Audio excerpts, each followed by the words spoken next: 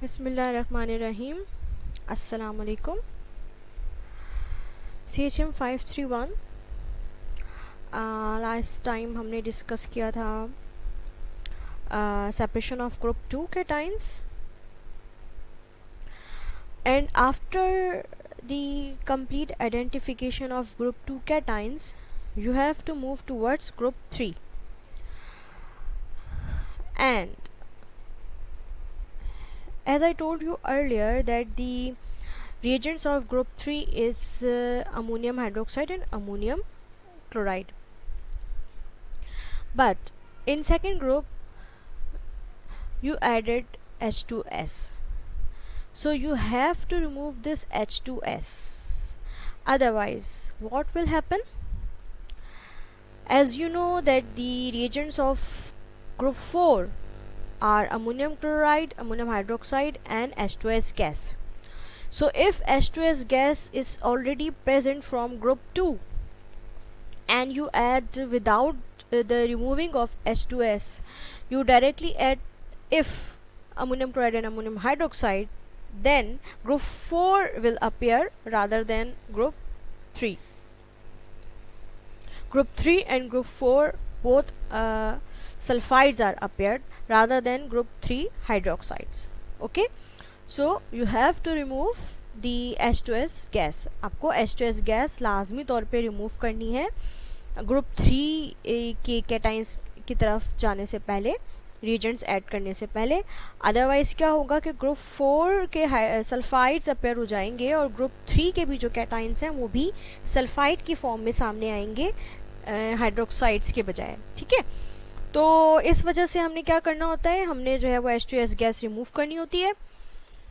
और इस H2S gas को रिमूव करने के लिए अब आपको क्या करना होगा, मैंने थोड़ा सा तो मैनुअल में भी लिखा हुआ है, यहाँ पर आप विजुअली भी देख सकते हैं। ये बेसिकली एक पेपर है, ठीक है, एक ऑर्डिनरी जो पेपर होता है आप वो ले सकते हैं और उस ऑर्डिनरी पेपर को आपने क्या करना है, आपने लेड एसीटेट के सॉल्यूशन में डिप करना है और डिप करने के बाद आप अपनी टेस्ट ट्यूब को जो सर्टिफिकेट है ग्रुप 2 का जिसमें H2S गैस एडेड है, ठीक है, तो उसको जब आप हीट करेंगे तो हीटिंग से जो है वो H2S गैस रिमूव होना शुरू हो जाएगी। पहले तो आपने कुछ देर तक उसकी अच्छी से बॉइलिंग करनी है और जो है H2S गैस रिमूव करते रहना है। आप बार बार इसको चेक नहीं करेंगे लेड एसीटेट से, क्योंकि इनिशियली तो ज़ाहिर आपको पता है कि H2S गैस निकलनी ही निकलनी है। ठीक है, जब आपको ये जो है वो चेक करना हो कि आप 1-2 मिनट हो गए हैं आपको H2S गैस रिमूव करते हुए और अब H2S गैस पूरी रिमूव हो गई है या नहीं हुई है, आपको ये चेक करना है, तो आपको उसके चेक करने के लिए फिर आप लेड एसीटेट में एक ऑर्डिनरी पेपर को लेकर डिप करें और अब आप ये जो फ्यूम्स निकल रहे होंगे आपकी टेस्ट ट्यूब में से, इन फ्यूम्स के आगे जो है ये आप लेड एसीटेट का पेपर रखेंगे। होगा क्या, वो जो पेपर जिसमें लेड एसीटेट का सोल्यूशन था, ज़ाहिर पेपर में जो है वो पेपर वेट हो चुका है लेड एसीटेट से, तो अगर तो यहाँ से H2S गैस रिमूव हो रही होगी तो फिर ये H2S गैस इस पेपर में लेड एसीटेट के साथ मिलकर लेड सल्फाइड बनाएगी और अगर लेड सल्फाइड बनेगा तो ये जो पेपर है ना ये ब्लैक होना शुरू हो जाएगा। आपको पता है ऑर्डिनरी पेपर जो है उसका कलर वाइट होता है, लेकिन अगर वो लेड एसीटेट के सोल्यूशन में डिप करके आप इस टेस्ट ट्यूब के माउथ के सामने रखें और यहाँ से अगर H2S गैस रिमूव हो रही होगी स्टिल, तो वो यहाँ से इन कांटेक्ट आएगी और इस पेपर में जो लेड एसीटेट है उसको लेड सल्फाइड बनाएगी, जिस वजह से ये जो पेपर है ये ब्लैक हो जाएगा। ठीक है, तो अगर तो ये पेपर ब्लैक होता है इस तरीके से तो इट मीन्स कि स्टिल इसमें H2S गैस अभी मौजूद है। तो आपने क्या करना है, आपने इस पेपर को हटा देना है और फिर इसको मज़ीद 1-2 मिनट तक खूब अच्छे से बॉइलिंग करनी है। और बॉइलिंग करने के लिए ज़ाहिर आपको पता है कि सोल्यूशन जो है वो जंप करेगा, टेस्ट ट्यूब से बाहर निकलेगा, तो इसके लिए ज़ाहिर सी बात है आप इसको इसी तरीके से करेंगे कि थोड़ी देर हीट करेंगे, थोड़ी देर इसको दूर रखेंगे, थोड़ी देर हीट करेंगे, फिर थोड़ी देर दूर रखेंगे। ठीक है, तो फिर आप 1-2 मिनट मज़ीद हीट करें और जब आपको अब ये चेक करना हो कि हाँ भाई अब तो आप मज़ीद इसको 2-3 मिनट तक अच्छे से हीट कर चुके हैं और अच्छी खासी गैस इसमें से रिमूव हो चुकी है, सॉल्यूशन की क्वांटिटी भी कम लग रही है, तो फिर आप इसको फिर दोबारा से लेड एसीटेट के पेपर से चेक करें। Now this time if your lead acetate paper remains white, ठीक है। अब अगर आपका जो लेड एसीटेट का पेपर है वो आपको वाइट नज़र आता है, कोई ब्लैकिश नहीं हो रहा, तो इसका मतलब ये है कि अब यहाँ से H2S गैस रिमूव नहीं हो रही, जितनी H2S गैस रिमूव होनी थी हो चुकी है, और इस वजह से जो है यहाँ पर कोई ब्लैकनिंग ऑफ पेपर देखने में नहीं आई है। ठीक है, तो इस तरीके से आपने H2S गैस रिमूव करके उसको चेक करना है, और जब आप कंप्लीटली श्योर हो जाएं कि आपने H2S गैस रिमूव कर दी है, तब आप ग्रुप 3 की तरफ बढ़ेंगे। और जाहिर सी बात है कि ग्रुप 3 में जाने से पहले आप इसको टैप वाटर के नीचे रख के टेस्ट ट्यूब को थोड़ा ठंडा भी करेंगे, क्योंकि ये अच्छा खासा जो है वो हॉट है, और हॉट सॉल्यूशन में आपने कभी रिएजेंट्स नहीं डालने, क्योंकि वो बाहर आ सकता है और कोई जो है वो आपके हाथ पे भी लग सकता है। तो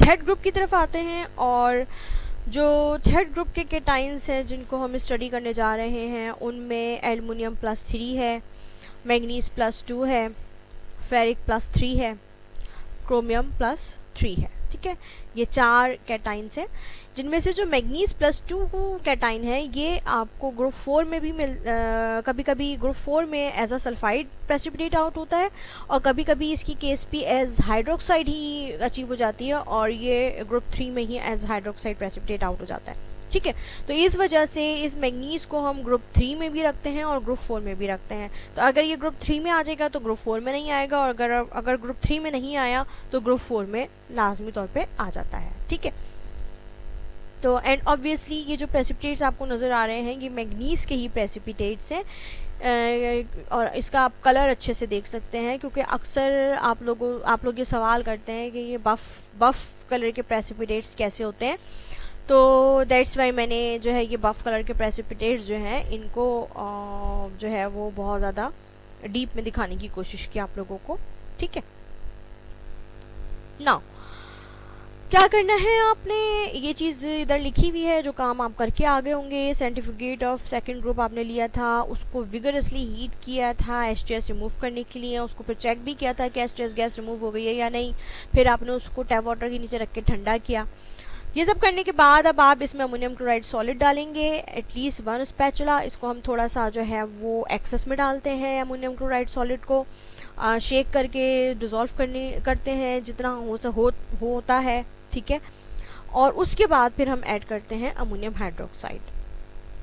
अमोनियम हाइड्रोक्साइड इतना ऐड करते हैं कि अमोनिकल स्मेल आपको आने लग जाए, लेकिन ये आप चेक करते हैं ड्रॉप बाय ड्रॉप डालकर। ठीक है, ऐसा नहीं है कि आप एकदम से बहुत सारा अमोनियम हाइड्रोक्साइड इसमें ऐड कर दें।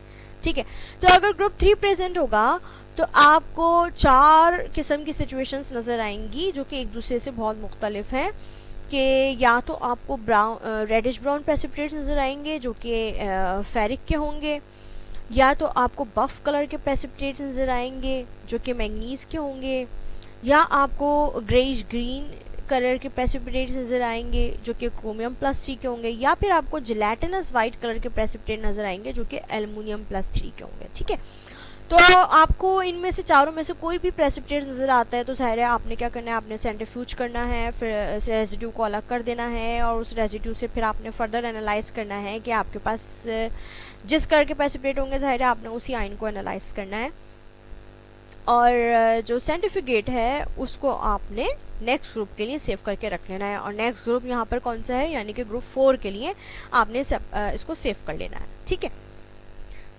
अच्छा, ये सर्टिफिकेशन का सारा प्रोसेस मैं आपको समझा चुकी हूँ। ठीक है, ये सिर्फ इसलिए मैंने ऐड की है ताकि बार बार आपको याद रहे कि आपने सेंट्रीफ्यूज करना है। ठीक है, तो रेजिड्यूज को प्रेसिपिटेट्स को सेंट्रीफ्यूज करें, और फिर इस तरीके से प्रेसिपिटेट और सुपरनेटेंट को अलग कर लें, इस सुपरनेटेंट को ग्रुप 4 के लिए रख दें, और इन प्रेसिपिटेट से ग्रुप 3 चेक करें। नाउ सबसे पहले जो ग्रुप 3 में आपके लिए आसान कंडीशन है वो ये है कि आपके पास जो है जिलेटिनस वाइट प्रेसिपिटेट्स आते हैं। जिलेटिनस वाइट प्रेसिपिटेट्स मतलब ये कुछ जेली टाइप के होते हैं। ठीक है, ये इस तरीके से होते हैं, और ये डिस्पर्स से होते हैं, टेस्ट ट्यूब में डेंस भी नहीं होते बहुत ज़्यादा। ठीक है, आपको बहुत और से देखना पड़ता है। ठीक है, तो ये जो जिलेटिनस वाइट प्रेसिपिटेट्स होते हैं ये बेसिकली एल्युमिनियम हाइड्रोक्साइड के होते हैं, और ये हाइड्रोक्साइड के साथ रिएक्ट करके एल्युमिनियम हाइड्रोक्साइड बनाते हैं। ठीक है, अमोनियम हाइड्रोक्साइड के साथ रिएक्ट करके। तो अगर आपके पास जिलेटिनस वाइट प्रेसिपिटेट्स आए थे तो इस रेजिड्यू में ज़ाहिर वाइट कलर का ये रेजिड्यू होगा, इसमें एल्युमिनियम हाइड्रोक्साइड होगा। तो आपने फर्दर क्या करना है, आपने फर्दर ये करना है कि आपने डाइल्यूट HCl को ऐड करना है जिलेटिनस वाइट प्रेसिपिटेट्स के रेजिड्यू में। और जैसे ही आप इसको ऐड करके थोड़ा सा जो है शेक करेंगे तो ये जो PPT जो वाइट कलर की थी ये डिज़ोल्व हो जाएगी, एल्युमिनियम हाइड्रोक्साइड HCl के साथ रिएक्ट करेगा और एल्युमिनियम क्लोराइड बन जाएगा जो कि डिज़ोल्व हो जाएगा। ठीक है, और इसके डिज़ोल्व होने के बाद फिर आपने क्या करना है, फिर आपने दोबारा से इसमें अमोनियम हाइड्रोक्साइड ऐड करना है। और जब आप इसमें अमोनियम हाइड्रोक्साइड ऐड करेंगे तो आपके पास जो है वो जिलेटिनस वाइट प्रेसिपिटेट्स जो हैं वो रीअपियर हो जाएंगे। ठीक है, ये आपके सामने, ठीक है, दोबारा से वही इक्वेशन है। तो जब वाइट प्रेसिपिटेट्स रीअपियर हो जाए एल्युमिनियम हाइड्रोक्साइड के तो एल्युमिनियम +3 कन्फर्म हो जाता है। वैसे तो हम अक्सर आपसे ये भी करते हैं, कहते हैं कि अगर थर्ड ग्रुप में आपके पास जिलेटिनस वाइट प्रेसिपिटेट्स आए तो हम कह देते हैं कि ठीक है जी एल्युमिनियम कंफर्म है, लेकिन आप फिर भी ये सारा प्रोसेस करें तो अच्छी बात है। ठीक है, ताकि कोई शुबा ना रहे। Okay, next thing is reddish brown precipitates. अगर आपके पास रेडिश ब्राउन कलर के प्रेसिपिटेट्स आए थे तो डेफिनेटली वो फेरिक हाइड्रोक्साइड के हैं। बहुत ही ज़्यादा डिस्टिंग्विश कलर होता है इसका फेरिक का, और जो है बहुत आराम से जो है वो पता चल रहा होता है कि ये फेरिक हाइड्रोक्साइड है। ठीक है, ये इक्वेशन है फेरिक हाइड्रोक्साइड की। और अब इन प्रेसिपिटेट्स के साथ आपने क्या करना है, अगर आप इसमें सेंट्रीफ्यूज कर चुके हैं और आपके पास रेजिड्यू मौजूद है तो आपने ये करना है कि इसमें भी आपने डाइल्यूट HCl ही डालना है और डाइल्यूट HCl में ये फेरिक हाइड्रोक्साइड जो है ये डिज़ोल्व हो जाएगा। और डिज़ोल्व होने के बाद आपके पास फेरिक क्लोराइड बन जाएगा जो कि ज़ाहिर है वाटर में सॉल्युबल होगा। और उसके बाद आपने इस डिज़ोल्व PPT को जो है वो 2 पार्ट्स में डिवाइड कर देना है और एक पार्ट में आपने डालना है अमोनियम साइनाइड। ये थोड़ी सी गलती है, SCN3 था ये। ठीक है, इसको मैं ठीक कर देती हूँ। ठीक है, ओके फाइन। ओके, तो ये हमारा जो है वो अमोनियम साइनाइड आप डालेंगे, अमोनियम थायोसाइनाइड आप डालेंगे और अमोनियम थायोसाइनाइड डालेंगे तो आपके पास ब्लड रेड कलर आएगा जो कि फेरिक थायोसाइनाइड का होता है। FeSCN3 इसका फार्मूला है और इससे हमारे पास जो है वो फेरिक की एक सीटी हो जाएगी। ठीक है, और दूसरी सीटी जो है वो इस तरीके से होगी कि दूसरे पार्ट में आप जो है वो K4FeCN6 डालेंगे और K4FeCN6 डालने से आपके पास इस कलर की ब्लू PPT आएगी जो कि KFeFeCN6 की होती है।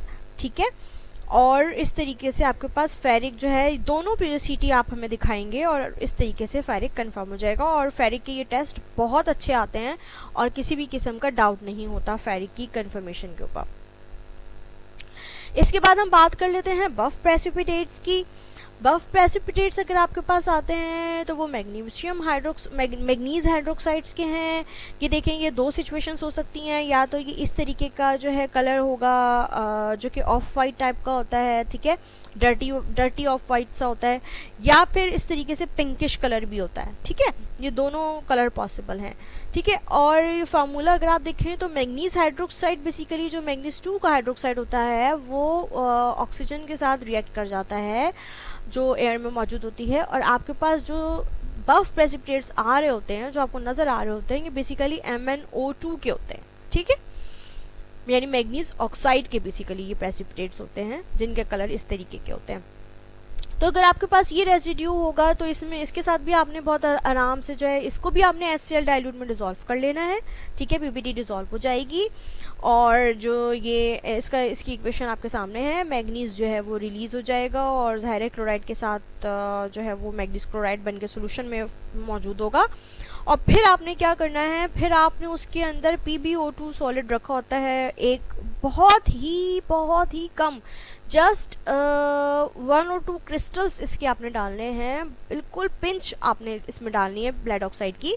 और उसके बाद आपने जो है वो H3PO4 फॉस्फोरिक एसिड रखा होता है लैब में, आपने वो डालना है। ठीक है, और इसको स्ट्रांगली आपने हीट करना है। ठीक है, स्ट्रांगली हीट करना है, यहाँ पर वो मिसिंग है वो आप ऐड कर लीजिएगा इसमें। तो आपके पास क्या होगा, आफ्टर सम टाइम आप देखेंगे कि आपके पास सॉल्यूशन का कलर जो है वो वायलेट होने लगेगा, ठीक है। और ये वायलेट कलर किसका होता है, ये मैग्नीज जो है ये +2 से बेसिकली किधर जा रहा है, ये मैग्नेट आयन में जा रहा है, ठीक है, जिस वजह से आपके पास वायलेट कलर आ रहा है, यानी इसकी ऑक्सीडेशन हो रही है। जाहिर सी बात है ये जो आपने दोनों रिएजेंट्स डालेंगे ऑक्सीडाइजिंग एजेंट है, और मैग्नीज +2 से बेसिकली मैग्नीज जो है वो +7 में जा रहा है, जिसकी वजह से आपके पास जो है वो इसका वायलेट कलरेशन आ रहा है, जो कि मैग्नेट आयन की पहचान होती है। ये इक्वेशन है आपके पास, ये आप देख सकते हैं, मैग्नीज +7 में जा रहा है, मैग्नेट आयन बन रहा है, जिसकी ये इक्वेशन है, ठीक है। और इस तरीके से आपके पास वायलेट कलरेशन आएगी तो मैग्नीज +2 कंफर्म हो जाएगा। और उसके बाद हमारे पास लास्ट प्रेसिपिटेट्स की हम बात करते हैं, जो कि ग्रीन या ग्रे प्रेसिपिटेट्स होते हैं, वो क्रोमियम हाइड्रोक्साइड के होते हैं। और जो क्रोमियम हाइड्रोक्साइड होता है ये 2 तरीक़ों से हमारे सामने आ सकता है। देखिए, या तो क्रोमियम हाइड्रोक्साइड की जो प्रेसिपिटेट्स होते हैं वो डार्क ग्रीन कलर के होते हैं, इस तरीके से ना, ये जो बॉटल ग्रीन कलर है, या फिर जो क्रोमियम हाइड्रोक्साइड के जो प्रेसिपिटेट्स होते हैं वो ग्रेइश पर्पलिश ग्रे होता है, लेकिन बेसिकली वो पर्पलिश कलर इतना नज़र नहीं आ रहा होता, ग्रे कलर ही नज़र आ रहा होता है, ठीक है। और ये होता क्यों है, क्योंकि जो क्रोमियम हाइड्रोक्साइड होता है with the passage of time इसमें जो वाटर मॉलिक्यूल्स हैं उनकी एक्सचेंज होने लग जाता है इनसाइड द कोऑर्डिनेशन स्फीयर, और इस वजह से इसके जो कलर है ना ये चेंज होता रहता है, ठीक है। और क्योंकि हमने जब आपको मिक्सर बना के दिया होता है, तो अब अगर वो हाइग्रोस्कोपिक मिक्सर है, ठीक है, उस मतलब उसमें जो मुख्तलिफ किस्म के सॉल्ट्स डले हुए हैं उससे ये हाइग्रोस्कोपिक हो चुका है, तो जो वाटर है ना वो मिक्सर के अंदर ही जो है वो क्रोमियम के कोऑर्डिनेशन स्फीयर में जा सकता है, और क्रोमियम जो है वो अपना कलर चेंज कर सकता है, जिस वजह से आपको जैसे ही आप इसको सोल्यूशन में डालकर और जब इसका टेस्ट परफॉर्म करेंगे तो आपको डार्क ग्रीन कलर के प्रेसिपिटेट्स के बजाय आपको ग्रेइश ग्रीन कलर के प्रेसिपिटेट्स मिल जाएं, ठीक है। तो ये दिस इज़ द पॉसिबिलिटी, तभी हम इसके दोनों कलर वाजे करते हैं कि डार्क ग्रीन कलर के प्रेसिपिटेट्स भी हो सकते हैं और ग्रेइश प्रेसिपिटेट्स भी हो सकते हैं। तो अगर आपके पास क्रोमियम हाइड्रोक्साइड के प्रेसिपिटेट्स आ जाएंगे तो इनके साथ आपने थोड़ा सा मुख्तलिफ काम करना है। वो मुख्तलिफ काम आपने ये करना है कि आपने सोडियम हाइड्रोक्साइड डालना है इन प्रेसिपिटेट्स में, और उनको अच्छे से आपने शेक करके सबसे पहले बीकर में ट्रांसफ़र कर लेना है, ठीक है। बीकर में इसलिए ट्रांसफ़र करना है क्योंकि आपने इसको काफ़ी स्ट्रांगली हीट करना होगा, और अगर आप टेस्ट ट्यूब में करेंगे तो सोल्यूशन बाहर आएगा और आपके हाथ पे लग सकता है, ठीक है। तो आप इसको बीकर में ट्रांसफ़र कर लेंगे, और उसके बाद आपने 1 ड्रॉप ऑफ H2O2 इसमें ऐड करना है। याद रखिएगा 1-2 ड्रॉप से ज़्यादा आपने इसमें H2O2 ऐड नहीं करनी, और फिर आपने इस सोल्यूशन को स्ट्रांगली हीट करना है। जब आप स्ट्रांगली हीट करेंगे तो आफ्टर सम टाइम आप देखेंगे कि जो प्रेसिपिटेट्स होंगे जो कि सोडियम हाइड्रोक्साइड में भी स्टिल नज़र आ रहे थे, वो आहिस्ता आहिस्ता डिज़ोल्व होने शुरू होंगे, और कुछ देर के बाद आपको ये सारे प्रेसिपिटेट डिज़ोल्व हो जाएंगे और आपको येलो सोल्यूशन मिलेगा। और ये जो येलो सोल्यूशन है ये बेसिकली जो है ये क्रोमेट का होगा, यानी कि बेसिकली क्रोमियम हाइड्रोक्साइड की फॉर्म में जो हमारे पास प्रेसिपिटेट्स थे उनकी ऑक्सीडेशन हो गई है H2O2 की वजह से बेसिक मीडियम में, और अब हमारे पास क्रोमेट आयन है। अगर आपके पास सोल्यूशन में क्रोमेट आयन आ जाता है तो उसका आसान तरीका ये है कि हम जो है उसमें उस सोल्यूशन में, यानी ये जो आपके पास सोल्यूशन है बीकर में, इसमें आप ऐड करें एसिटिक एसिड और लेड एसीटेट का सोल्यूशन। जाहिर है कि एसिटिक एसिड मीडियम के साथ जो है वो लेड क्रोमेट के साथ कंबाइंड होगा, और आपके पास लेड क्रोमेट के येलो पीपीटी आएंगे, और इन येलो पीपीटी से आपके पास जो है वो लेड कन्फर्म हो जाएगा, ठीक है। लेड क्रोमेट के जो है वो येलो पीपीटी आएंगे, और वो आप पहले भी देख चुके होंगे तो आपको पता है कि वो कैसे आते हैं, लेकिन ये बहुत ज़रूरी है कि ये येलो सोल्यूशन होगा। यहाँ पर येलो सोल्यूशन होगा तो यहाँ पर येलो पीपीटी आएगी, अगर यहाँ येलो सोल्यूशन नहीं हुआ तो यहाँ पर येलो पीपीटी भी बहुत मुश्किल है कि आपको नज़र आए, ठीक है। तो ये येलो प्रेसिपिटेट्स आएंगे, और इस तरीके से आपके पास क्रोमियम +3 भी कंफर्म हो जाएगा, ठीक है।